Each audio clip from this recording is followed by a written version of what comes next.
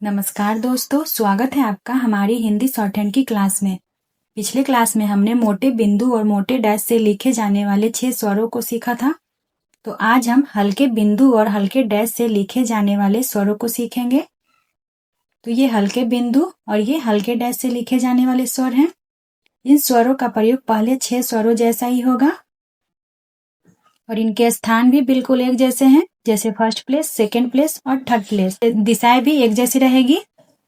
जैसे हमने पढ़ा था कि हर व्यंजन के 2 दिशाएं होती है, एक व्यंजन के पहले और एक व्यंजन के बाद। बस फर्क इतना है कि मोटी बिंदु को पेंसिल दबाकर बनाएंगे और हल्की बिंदु को हल्के हाथों से बनाएंगे। चलिए अब यहाँ देखते हैं।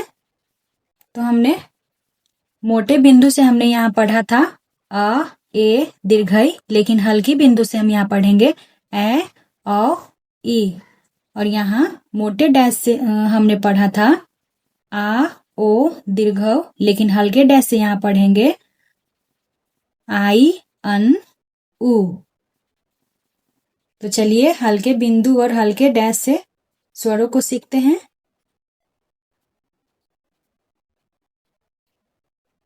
जैसे हम कोई व्यंजन बनाते हैं, स, तो अगर स के पहले फर्स्ट प्लेस पर हल्की बिंदु बनाते हैं तो ये हो जाएगा एस।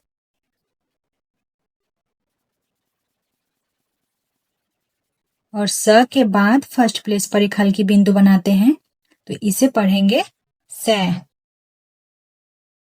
इसी प्रकार स के पहले सेकेंड प्लेस पर एक हल्की बिंदु बनाते हैं तो उसे पढ़ेंगे औस।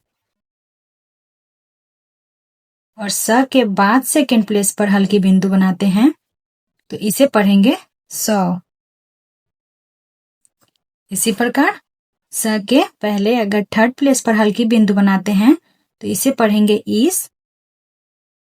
और स के बाद थर्ड प्लेस पर हल्की बिंदु बनाते हैं तो इसे पढ़ेंगे सी।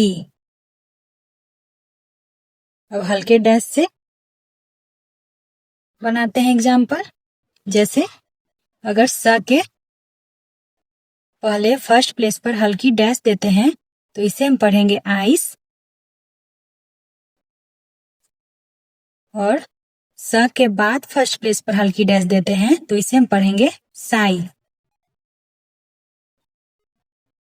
और स के पहले सेकंड प्लेस पर हल्की डैश देते हैं तो इसे हम पढ़ेंगे अंश। और स के बाद सेकंड प्लेस पर डैश देंगे तो इसे हम पढ़ेंगे सन। इसी प्रकार स के पहले थर्ड प्लेस पर डैश देते हैं हल्की डैश तो इसे हम पढ़ेंगे उस। और स के बाद थर्ड प्लेस पर डैश देते हैं तो इसे हम पढ़ेंगे सु।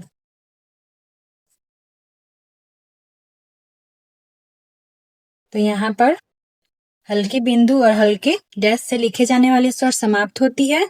इन स्वरों को याद करने के लिए आप इस वाक्य को याद कर सकते हैं। जैसे ए, औ, ई है तो हम लिख सकते हैं ए, औरत,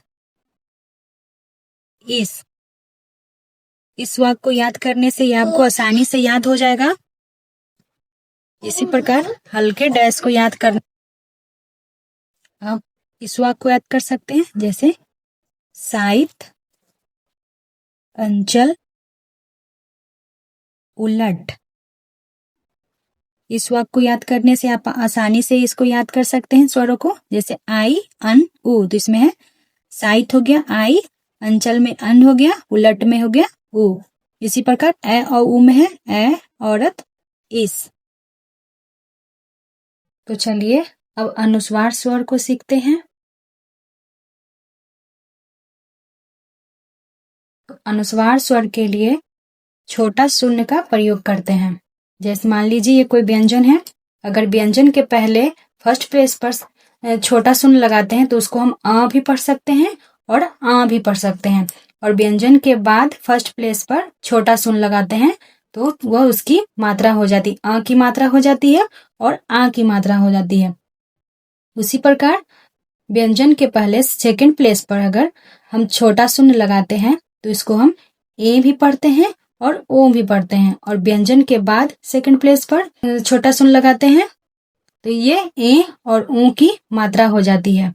उसी प्रकार थर्ड प्लेस पर अगर व्यंजन के पहले छोटा शून्य लगाते हैं तो इसको हम ई भी पढ़ते हैं और ऊ भी पढ़ते हैं, और व्यंजन के बाद थर्ड प्लेस पर छोटा शून्य लगाते हैं तो ये ई और ऊ की मात्रा हो जाती है। तो चलिए इसको कुछ उदाहरण से समझ लेते हैं।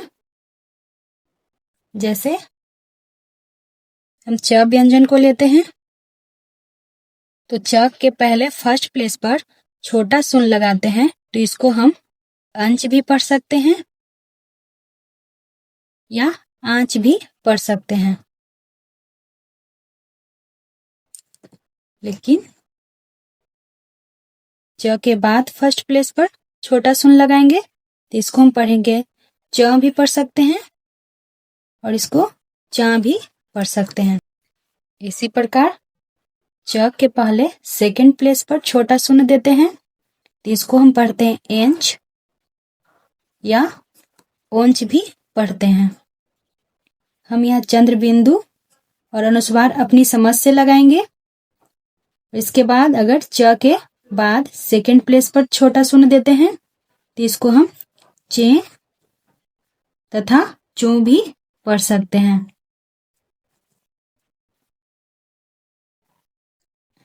ऐसे ही अगर च के थर्ड प्लेस पर पहले थर्ड प्लेस पे छोटा शून्य देते हैं तो इसको इंच भी पढ़ सकते हैं और ऊंच भी पढ़ सकते हैं।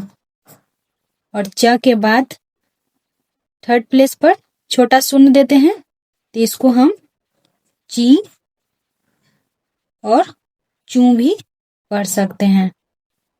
तो ये अनुस्वार था। तो चलिए आज की क्लास समाप्त होती है।